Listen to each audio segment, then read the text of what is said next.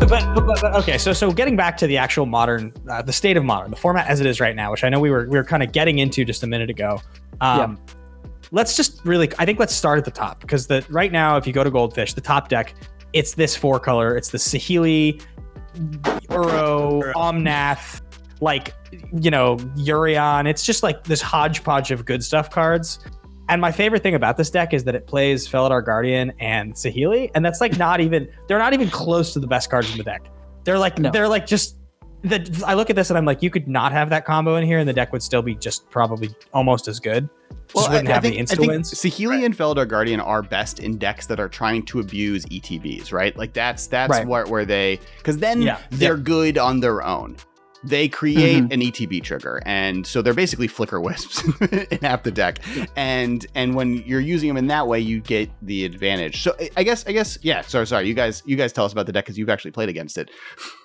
Yeah. So I think the biggest thing is, you would think that Omnath, a 4-color card, would be difficult to cast. Not in Modern, I guess. Everybody's playing. Like, it's insane. And just the level of value that you get from all of these ETBs, not to mention, the blinking effect, Soul Herder, and all these other things, Ephemerate.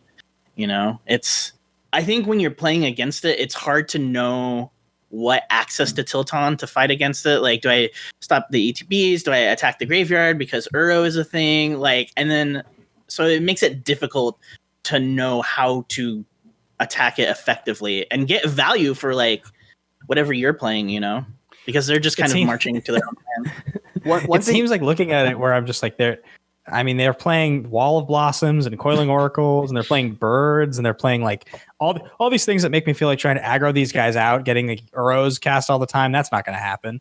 So like, how do you beat it? One thing that's funny about this deck is that it is also just like a who's of Wizards' mistakes for the last like 36 months, where it's like you got Teferi Time Raveler, you got Felidar Guardian Saheeli Ray, you got Uro, you got Omnath.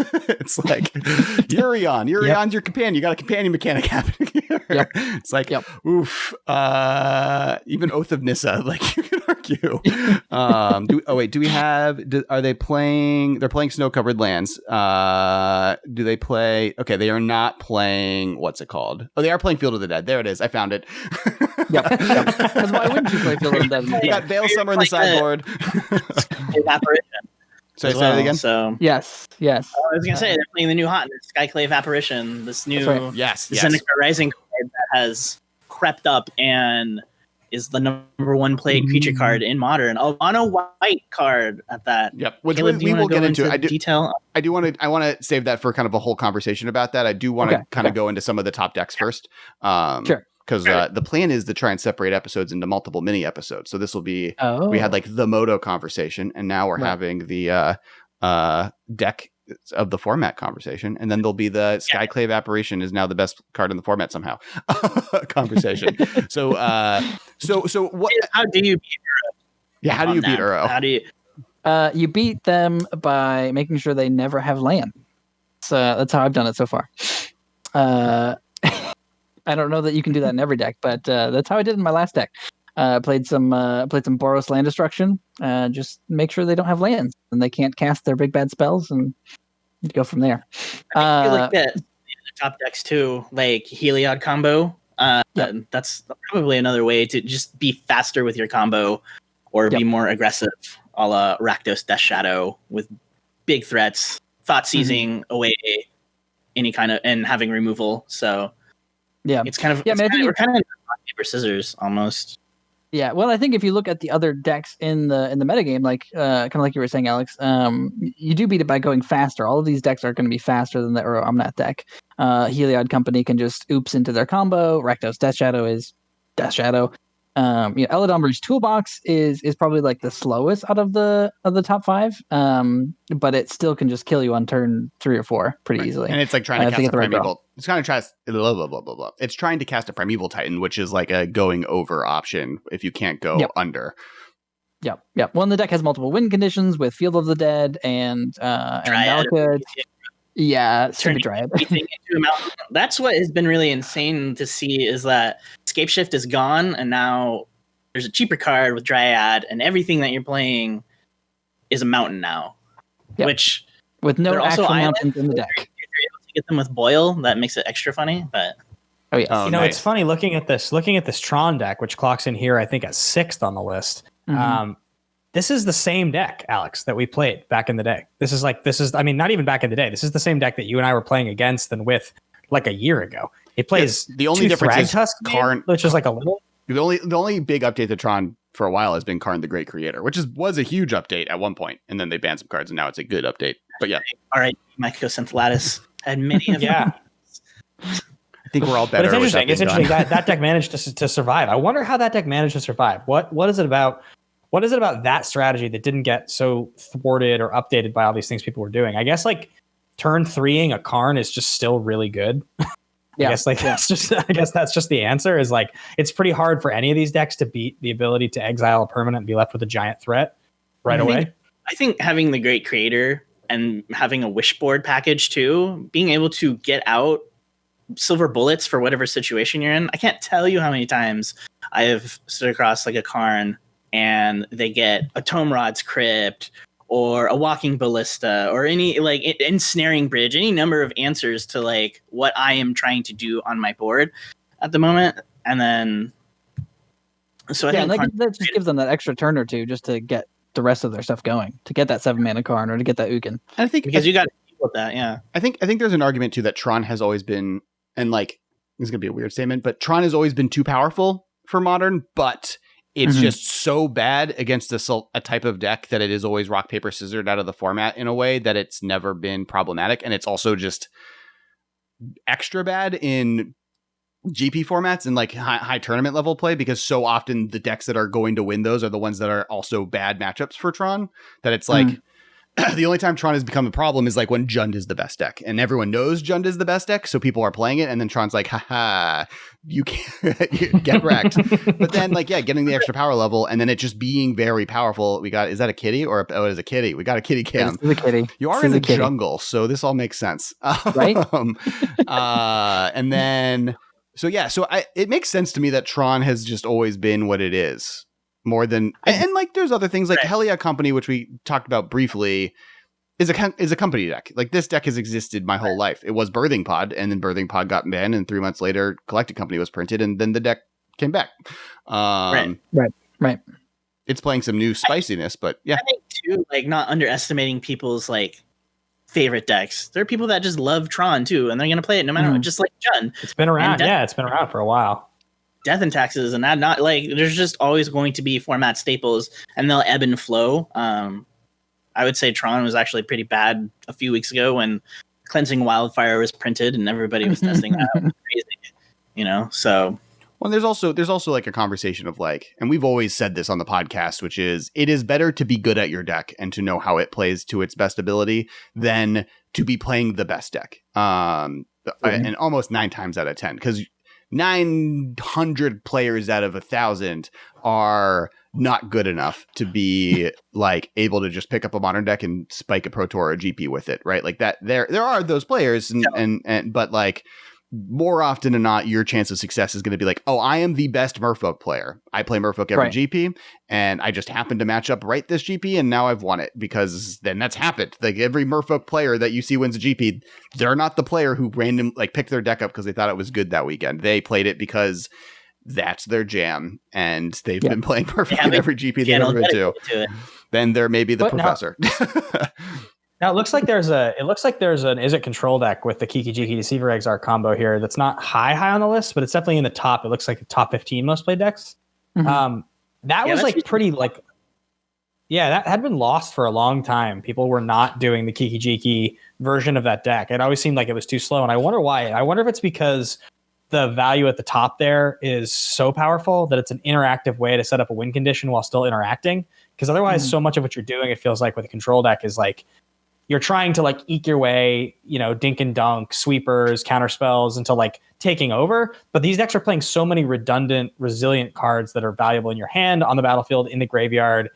Like I think about all the cards in that top deck, and it's like, if you just draw an Uro or an Omnath after I've dealt with all of your things, and I'm not putting a fast enough clock on you, that card alone might be good enough to just get you back in the game, because like those cards are so good It's kind of that way with so many of the cards in Modern now. It's interesting to think that a blue-red deck that maybe doesn't have the fastest win condition, but is able to remove and counter and bounce, and then as soon as you feel like you're in the right position, stick your Kiki and win the game.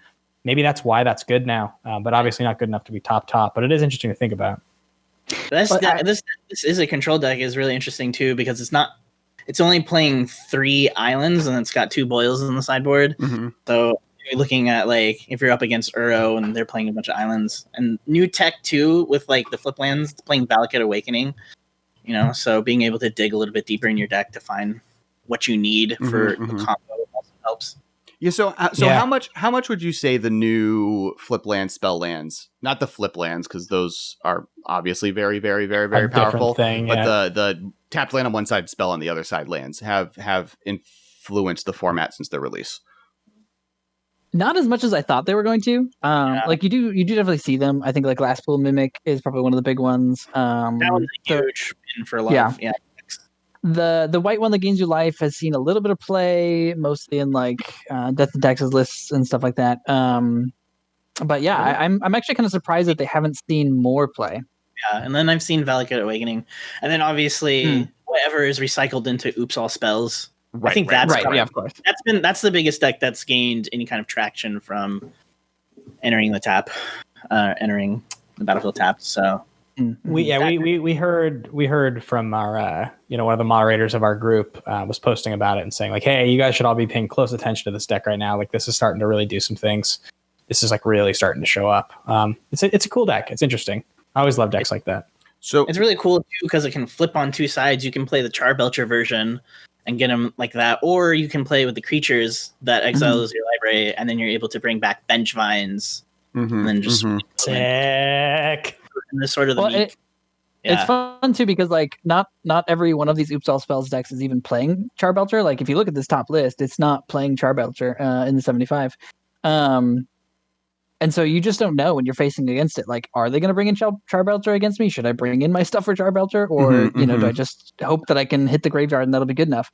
So it's a weird one because it does hit on those different angles, but because it's not necessarily like set in its build, it's hard to say. Like, it's hard to know what to bring in against it. Like in your games 2 and 3. I was playing against it on the channel, and it was like being able to hit artifacts seemed to help a lot, and then Fencing Wildfire also was insanely broken in my deck. Just blowing up their lands. They're not running any basics. Pretty good. Ghost Quarter, Field of Ruin. Another thing I noticed in these top decks is that 2 of the top 5 lists are playing 4 copies of Bomat Courier. The red deck is playing it, and so is the Rakdos deck. And it's interesting because I like that card. That card was good in Standard. I mean, I've always been a fan of it, but I definitely know that card's been available for way longer than this new phase of Modern. I mean, that's been in Modern forever, and that wasn't played in the old mono red decks. That was not like a mainstay. I wonder what it is about that card in this particular format now that is making such an impact. Is it just that these aggro decks just need card advantage and that's the best version, or like what is it? Why is that card showing up? I was gonna say, yeah, I think maybe card advantage. I'm also trying to look at the list to see. I don't know how much like removal people are playing, which makes Bomat Courier better. Oh, sorry. Yeah, and they're also playing Luris in this deck, so being able to like recruit it from the graveyard as well, and then being able to recruit card advantage is also another way. That's a good point. Yeah, that's a good point. So what are each of your favorite decks in the format right now? Like as you play them, what would you say? If you like, I guess 2 questions. What is your favorite to play? If you're trying to have a good night, what would you play? And then tomorrow, if you had to enter a GP and you had unlimited money, what deck would you play? I'm gonna say Caleb, go first. Oh, okay. All right. That's tough. I think honestly my answer for both is the same. Hopefully that's not too boring, but I'm a Death and Taxes player. And I've been playing that deck for years now. It's it every time I play it against him. But I love all the different variations of Death and Taxes. I think if I was going to go to a tournament tomorrow, I would probably play mono white Eldrazi Taxes. Because of the card we're going to talk about later and how good it is in that deck. Kyle. My favorite deck is Blue Moon. Whatever variation of it. Blood Moon down. Yeah, love Blue Moon. And I absolutely adore the Madcap Imperion, a combo. That's like my favorite thing to do. But if I was going to a tournament, I don't know. That's a little bit more difficult. I mean, from a competitive standpoint, I was really digging on humans just a little while ago. I thought that deck. I'm also a big Aether Vial fan. It's my favorite card in all of Modern and Magic. So huge fan of that one myself. Yeah, Indeed. So humans. I'd say that. Yeah, Okay, humans cool. have enough interaction and enough flexibility, but favorite deck definitely Blue Moon. Cool.